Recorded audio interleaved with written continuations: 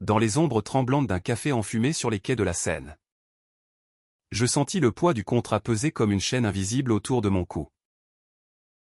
Mon cœur, ce traître, battait déjà pour un homme que je n'aimais pas encore. Un homme dont le regard vert me transperçait comme une promesse volée. Et pourtant, au moment où nos doigts se frôlèrent sur le papier jauni, je sus que cette mascarade de fiançailles allait me consumer vivant. Ou me libérer d'une solitude que Paris, avec ses lumières cruelles, avait creusée en moi comme une plaie ouverte. Je m'appelle Alexandre Duval. 28 ans. Un fils d'ouvrier normand qui avait fui les champs boueux pour les pavés humides de la capitale. Paris m'avait accueilli comme une amante capricieuse, généreuse en rêve. Impitoyable en désillusion. J'étais serveur dans un bistrot du Marais. Entouré de rires forcés et de regards complices entre hommes qui osaient enfin s'aimer à la vue de tous. Mais l'amour, pour moi, n'avait été qu'un fantôme des nuits solitaires dans un studio exigu du 11e arrondissement. Des applications qui promettaient l'éternité et ne livraient que la déception. Jusqu'à ce soir d'octobre, où la pluie martelait les vitres comme un avertissement ignoré. Étienne Laurent m'avait trouvé par hasard? Ou peut-être par calcul. Héritier d'une dynastie de parfumeurs dont les essences embaumaient encore les salons de l'Élysée. Il était l'incarnation du chic parisien, 32 ans. Silhouette élancée taillée pour les tailleurs italiens. Une voix grave qui faisait fondre les résistances comme du chocolat Valrhona. Son père. Ce vieux lion aux moustaches jaunies par le cognac. Exigeait un mariage pour sceller l'alliance avec une famille rivale de la Côte d'Azur. Mais Étienne, avec ses secrets enfouis sous des sourires polis, avait besoin d'un remplaçant. Pas un vrai fiancé au nom. Cela aurait été trop vulgaire pour son monde de cristal. Un contrat. Froid et précis comme un dosage d'absolu de rose, 6 mois de comédie. Des apparitions publiques. Des dîners où nos mains se toucheraient juste assez pour tromper les yeux avides. En échange, une somme qui effacerait mes dettes.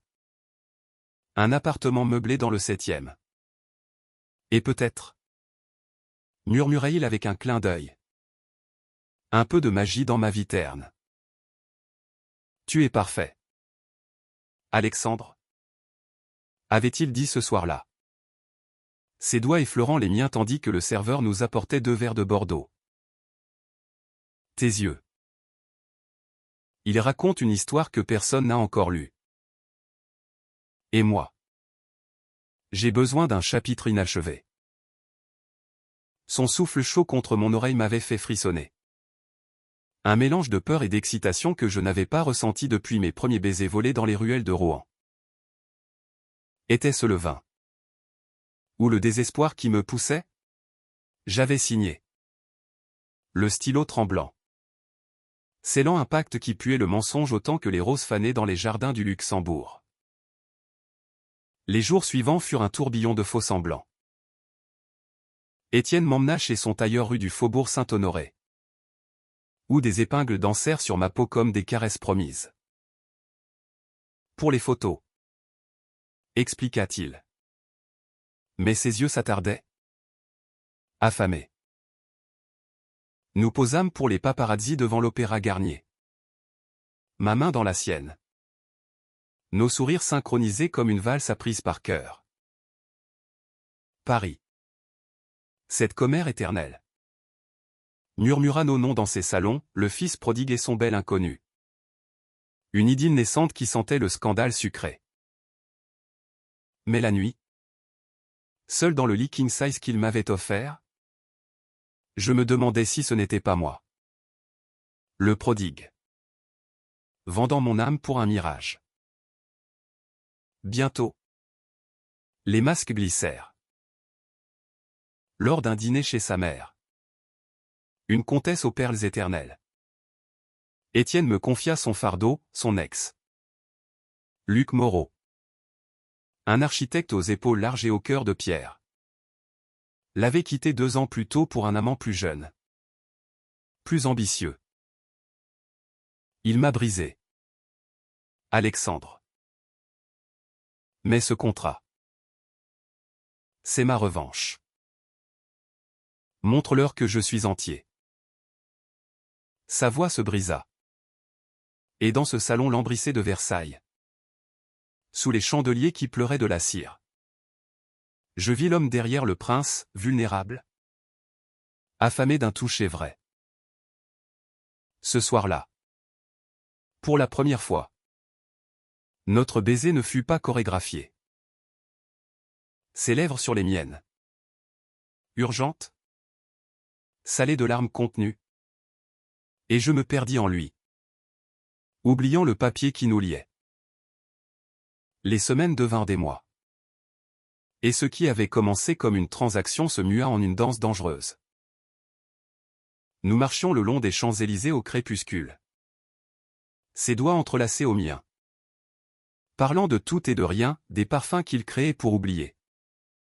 Des livres que je dévorais pour rêver. Il m'offrit un bracelet en or gravé d'une rose éternelle. Pour te rappeler que tu n'es pas jetable. Murmura-t-il. Et moi, fou d'un amour naissant, je lui confiai mes cicatrices, l'enfance rude. Le coming out rejeté par un père alcoolique. Les nuits où Paris m'avait semblé une prison dorée. Ensemble, nous étions imparfaits, mais entiers. Ou du moins, je le croyais. Jusqu'à cette lettre arrivée un matin de novembre. Pliée dans une enveloppe crème parfumée à la lavande. Étienne la lut en silence. Son visage pâle comme la lune sur la tour Eiffel. Luc est de retour. Dit-il simplement. Et le monde bascula. Le retour de Luc fut comme un coup de tonnerre dans le ciel clair de notre bulle fragile. Il débarqua à l'improviste. Un soir de gala au Louvre. Où les flashs crépitaient comme des éclairs malveillants. Grand. Charismatique. Avec des cheveux noirs coupés courts et un sourire qui désarmait les foules. Luc Moreau était le genre d'homme qui volait les cœurs sans effort. Architecte renommé. Il avait reconstruit non seulement des façades haussmanniennes, mais aussi l'âme d'Étienne. Avant de la piétiner. Je suis rentré pour de bon. Mon amour. Lança-t-il d'une voix de velours. Ignorant ma présence comme un figurant indigne. Étienne se figea. Son verre de champagne suspendu à mi-chemin de ses lèvres. Je sentis son pouce accélérer sous ma paume. Un rythme erratique qui trahissait le chaos intérieur. Luc.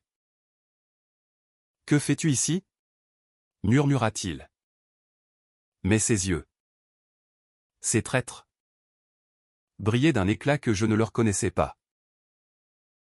Le gala se poursuivit en un ballet d'apparence, rire forcé. Toast aux alliances futures. Mais sous la surface. Des courants souterrains nous emportaient. Luc monopolisait Étienne. Ces anecdotes d'Espagne où il avait fui après leur rupture au tissé comme des filets invisibles. Et moi? J'étais le remplaçant. Le contrat signé dans l'ombre. Soudain exposé à la lumière crue de la jalousie. Cette nuit-là. De retour dans l'appartement haussmannien d'Étienne. Avec ses plafonds hauts et ses tapis persans étouffant nos pas. L'orage éclata. Il veut que je lui pardonne. Alexandre. Il dit que c'était une erreur.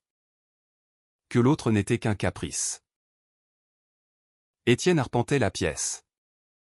Sa chemise déboutonnée révélant la vulnérabilité de sa poitrine haletante. Je m'approchai. Mes mains sur ses épaules. Cherchant à ancrer ce qui s'effritait. Et toi? Qu'est-ce que tu veux? Demandai-je. La voix rauque d'un espoir mourant. Il se tourna. Ses yeux verdoyés de larmes. Et m'embrassa avec une férocité qui me coupa le souffle. Nos corps s'entremêlèrent sur le canapé de velours. Une urgence désespérée. Comme si l'amour pouvait conjurer le fantôme. Mais au matin, le doute s'insinua. Venimeux. Luc ne lâcha pas prise. Il envoya des fleurs aux délices blancs. Symbole de pureté qu'Étienne adorait. Des invitations à des dîners intimes dans des brasseries cachées du quartier latin. Je les voyais. Ces gestes, comme des flèches empoisonnées. Étienne résistait. Ou du moins le prétendait-il. C'est toi que je veux.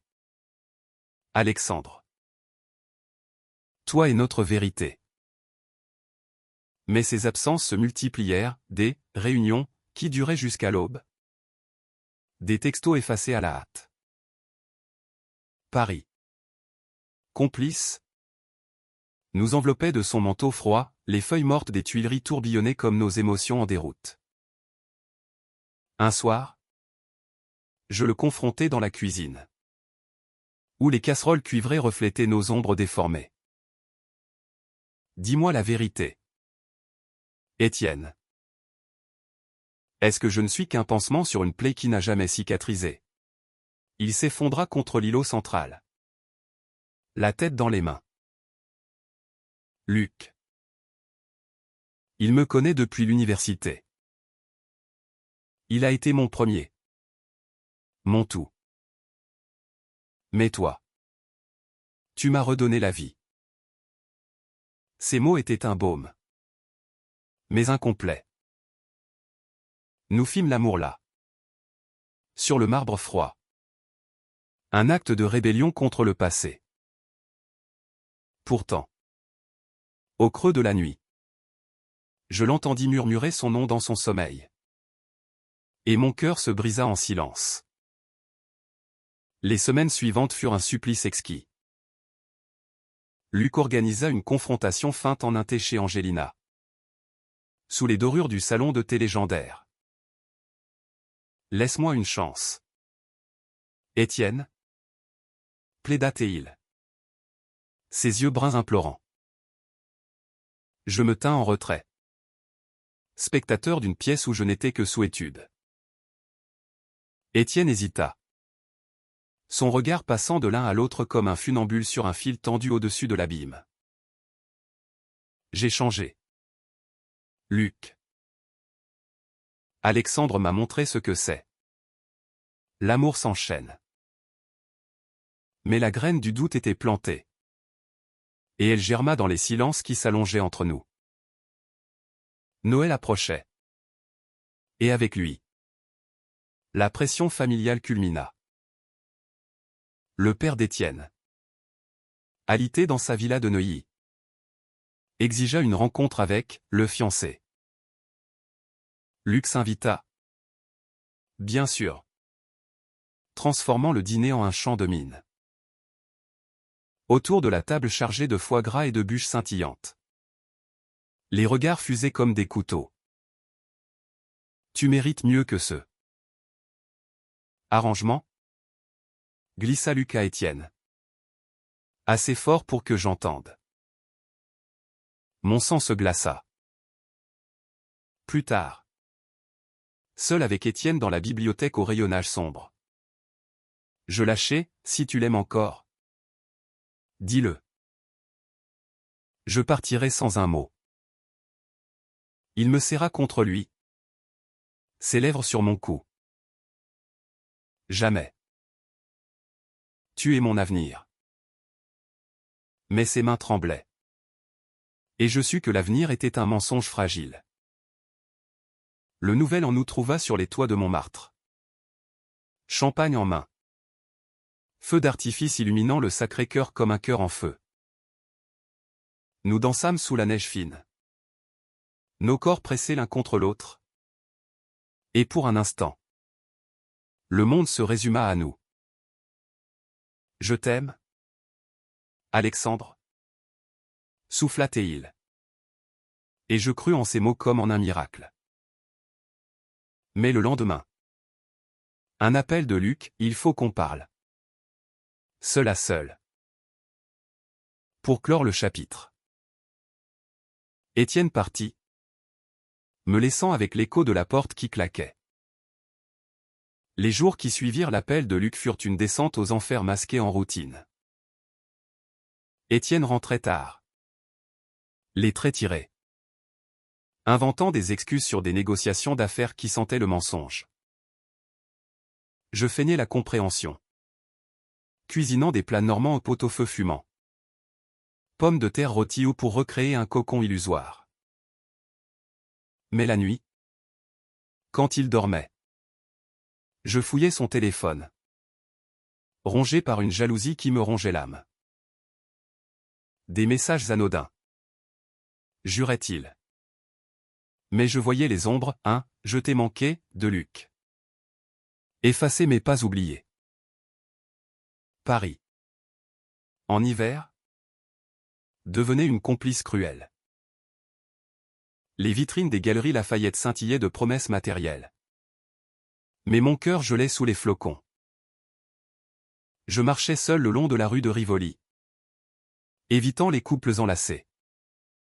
Me rappelant ma vie d'avant, libre. Certes. Mais vide. Étienne m'avait comblé. Ou du moins l'avais-je cru. Ces cadeaux s'accumulaient comme des preuves d'amour, une montre Patek Philippe qui tic-taquait mes doutes. Un voyage annulé à Venise pour des complications. Et au milieu de cela, Luc, ce spectre, tissait sa toile. Un après-midi. Je le croisai par hasard où était ce calculé? Dans un atelier d'art du Marais. Il était là. Croquant des esquisses de façade gothique. Son profil aquilin baigné de lumière filtrée par les vitraux. Alexandre. N'est-ce pas? Dit-il. Se levant avec une grâce féline. Ses yeux. D'un brun chaud comme le café serré. Me jaugeaient sans pitié. Étienne parle beaucoup de toi. Tu as l'air. Authentique. Le mot sonnait comme une insulte. Nous parlâmes. Malgré moi, de l'architecture qui guérit les âmes brisées. De l'amour qui n'est jamais linéaire. Il t'a dit pour le contrat, demanda-t-il abruptement. Je hochai la tête. La gorge serrée. Luc sourit. Triste. Je l'ai détruit. Autrefois. Mais je veux le reconstruire. Laisse-moi une chance de réparer. Ces mots me hantèrent comme un refrain maudit. Ce soir-là, je confrontai Étienne dans notre chambre. Les rideaux tirés sur la nuit parisienne. Il m'a abordé aujourd'hui. Il veut te reconquérir. Étienne pâlit. S'asseyant sur le bord du lit. C'était une erreur de le voir. Il a plaidé. Supplié. Mais je lui ai dit non. Toi, Alexandre, tu es ma réalité. Nous nous embrassâmes. Fiévreux. Nos corps un rempart contre l'invasion. Mais le doute s'était insinué. Un poison lent. La famille Laurent, sentant le vent tourner, organisa un week-end à Deauville. Sur la côte normande balayée par les vents. Là, dans la villa familiale au volet vert, les tensions explosèrent.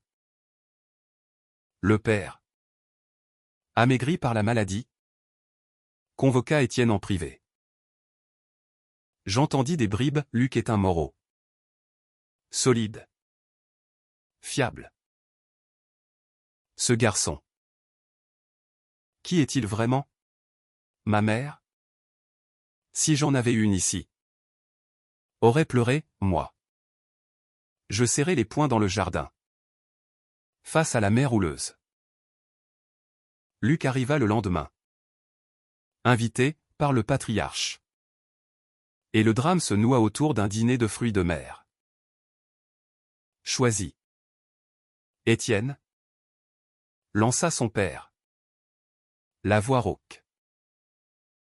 Luc, assis en face, rayonnait d'une assurance blessante. Étienne me regarda. Ses yeux implorant pardon. Et murmura, je ne peux pas. Pas comme ça. Le silence qui suivit fut assourdissant.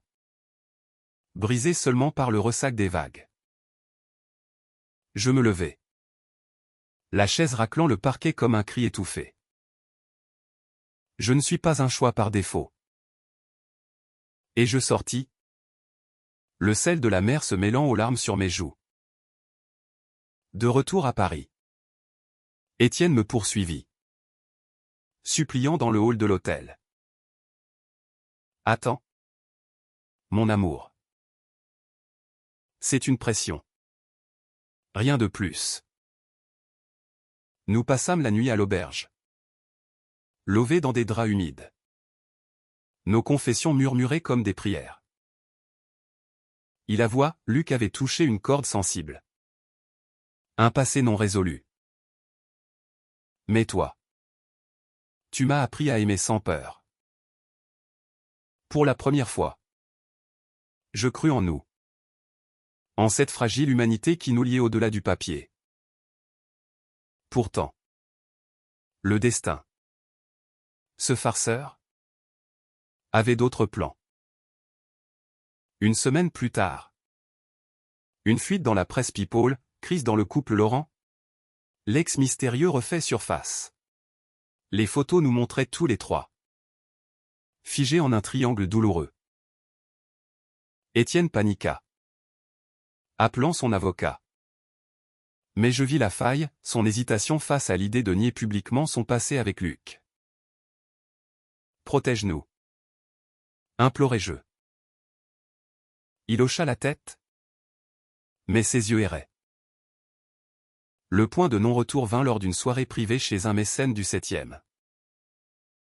Luc était là. Bien sûr. Son bras autour d'Étienne en une pose trop familière. Je l'ai surpris dans un couloir sombre. Leurs murmures intimes, reviens-moi. Oublie ce contrat bidon. Étienne ne le repoussa pas, au contraire. Ses épaules s'affaissèrent en un abandon résigné. Je m'éclipsai. Le cœur en lambeaux. Et passai la nuit à errer dans les rues pluvieuses. Les néons de Pigalle clignotant comme des avertissements moqueurs. Le lendemain.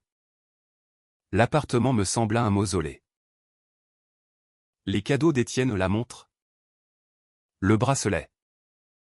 Les livres rares sur l'histoire de France me narguaient depuis les étagères. Témoin muet de promesses rompues. Je fis mes valises lentement. Méthodiquement.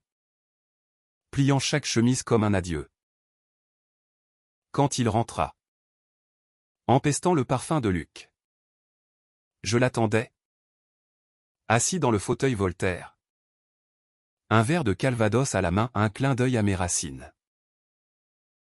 Alexandre. Sa voix se brisa sur mon nom.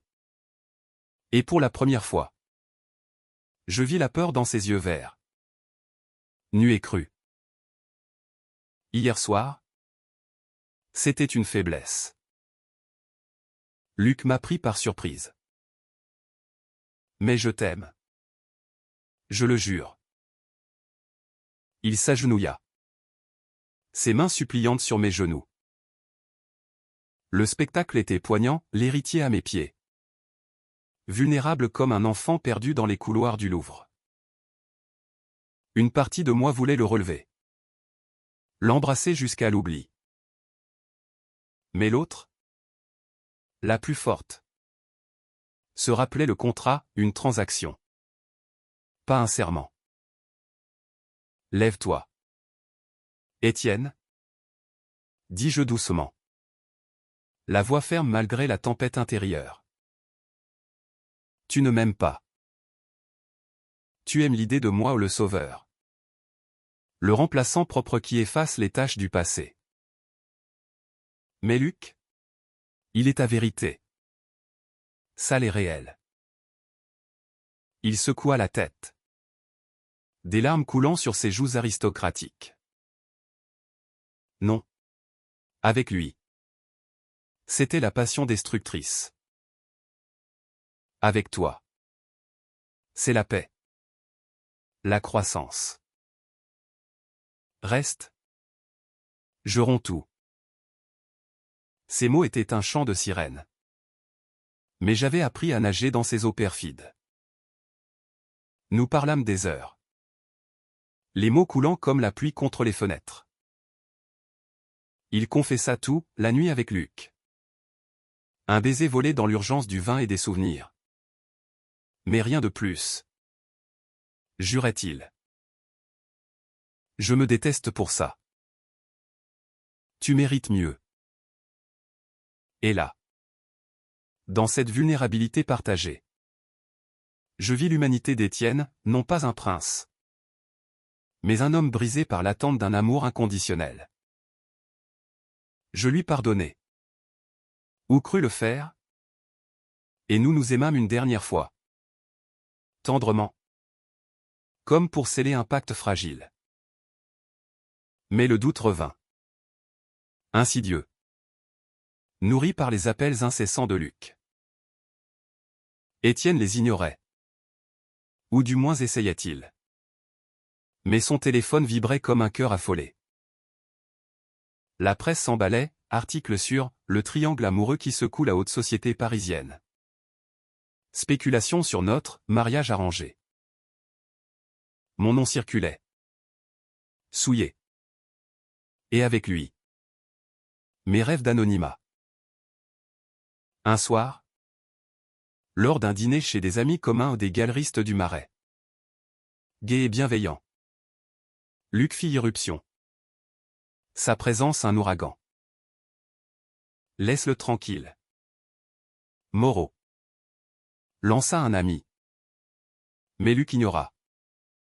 S'adressant directement à Étienne, viens avec moi. On recommence. Sans contrat ni mensonge. La pièce se figea. Les couverts suspendus.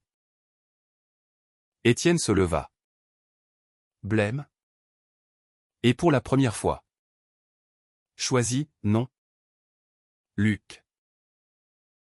C'est fini. Alexandre est mon choix. Le triomphe illumina mon cœur. Mais il fut éphémère. Car en sortant, je surpris Étienne chuchoter à Luc, pas maintenant. Mais. Donne-moi du temps. Cette trahison. Petite mais fatale. Fut le catalyseur. Je passai la nuit éveillé. Fixant le plafond orné de moulures. Repensant à ma vie d'avant, les matins solitaires. Certes. Mais libre. Au lever du soleil. Je laissai une note, tu m'as donné plus que de l'argent. Étienne. Tu m'as appris à me valoriser. Adieu. Et je partis. Emportant non seulement les cadeaux ou la montre. Les bijoux. L'argent du contrat intact. Mais aussi les dossiers que j'avais copiés en secret, preuve des irrégularités dans les affaires Laurent. Un levier pour ma liberté. Paris m'accueillit de nouveau. Froid mais pur. Je louai un petit appartement près de Bastille. Où les cris des manifestants me rappelaient que la vie était un combat. Les premiers jours furent un deuil, appel non répondu d'Étienne. Message suppliant. Puis. La renaissance. Je repris mon job au bistrot. Mais avec une assurance nouvelle. Flirtant avec un client. Un écrivain aux uriures nommé Julien. Luc. Apprenant mon départ. tenta de me contacter ou une lettre élégante, offrant une trêve. Je la brûlais dans l'évier, les flammes dansant comme une libération. Et Étienne? Il sombra. D'après les ragots, dispute familiale. Un père déçu qui coupait les vivres. Mais je n'avais plus pitié, j'avais de la compassion. Distante et sage. Les mois suivants furent une danse libératrice dans les rues de Paris. Sans le poids du contrat. Je redécouvris la ville comme un amant retrouvé, les marchés aux puces de Saint-Ouen, où je chassais des trésors pour meubler mon nouveau nid, les spectacles underground au caveau de la Huchette, où le jazz swingait mes hanches libres. Julien devint un compagnon régulier aux 30 ans.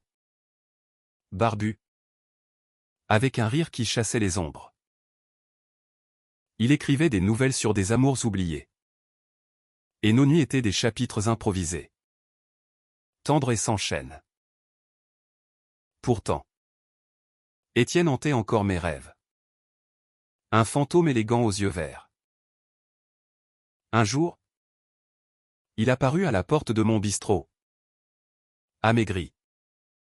Le costume froissé comme son âme. Je t'ai cherché partout, dit-il. La voix brisée. Les clients s'écartèrent. Curieux. Je le fis entrer dans l'arrière-salle, où les effluves de cuisine masquaient mal les odeurs de regret. Pourquoi ces dossiers? Alexandre? Tu aurais pu me détruire. Je haussai les épaules, servant 2 cafés serrés. Je ne l'ai pas fait. C'était mon assurance. Pas ma vengeance. Tu m'as tout donné, j'ai juste pris ce qui était à moi. Il pleura alors. Des sanglots muets qui fissurèrent son masque d'aristocrate. Luc et moi. C'était une erreur. Il m'a quitté encore. Pour les mêmes raisons. Et toi? Tu étais parti. J'ai tout perdu. Sa vulnérabilité me toucha. Mais ne me ramena pas. Tu n'as rien perdu. Étienne. Tu as gagné la vérité, l'amour ne se contraint pas. Va. Guéris. Et souviens-toi, je t'ai aimé vraiment. Malgré tout. Il partit. Silhouette voûtée sous la pluie. Et je sentis un chapitre se clore. Doux amer. La vie s'emballa. Avec l'argent du contrat. J'ouvris un petit café dans le Marais. Le rose éternel. Un hommage ironique au parfum d'Étienne. C'était un havre pour les âmes queer, soirée poésie. Atelier d'écriture. Où Julien lisait ses textes sous les guirlandes lumineuses. Les clients affluaient. Attirés par l'atmosphère chaleureuse. Les croissants frais et les histoires partagées. Un soir, un jeune homme. Théo. 25 ans. Aux tatouages floraux et au sourire timide. S'assit au comptoir. J'ai fui ma province pour ici. Confia-t-il. Nos regards se croisèrent. Et je vis en lui mon reflet d'antan, perdu. Mais plein de potentiel. Notre romance naquit doucement. Comme une aurore sur la Seine. Des promenades au jardin des plantes. Où les serres humides abritaient nos premiers baisers, des dîners improvisés avec du vin de Loire et des confessions au clair de lune. Théo était différent, pas d'héritage pesant. Juste une pureté brute. Tu es fort, Alexandre? Me disait-il. Ses doigts traçant des cartes invisibles sur ma peau. Et pour la première fois, je me crus. Mais le passé, tenace, revint frapper. Une lettre du père d'Étienne, une offre de règlement. En échange du silence sur les dossiers. J'acceptais. Généreux. Et avec l'argent, agrandit le café en un centre communautaire. Étienne, apprenant cela, m'envoya un bouquet de roses aux pas éternelles. Mais fraîches. Fragiles. Une carte, merci de m'avoir libéré. Sois heureux. Je souris. Le cœur léger. L'été enveloppa Paris d'une chaleur languide, transformant les boulevards en fourneaux romantiques. Théo et moi.